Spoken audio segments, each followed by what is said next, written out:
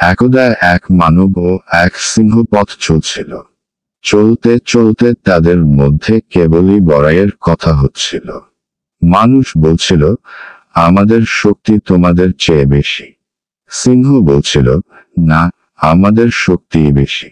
কিছু দূর যাওয়ার পর রাস্তার ধারে তারা একটি ভাস্কর্য দেখতে পেল। ভাস্কর্যটিতে দেখা যাচ্ছে একজন শক্তিশালী মানুষ একটি সিংহের গলা টিপে ধরে তাকে কাবু করে ফেলেছে।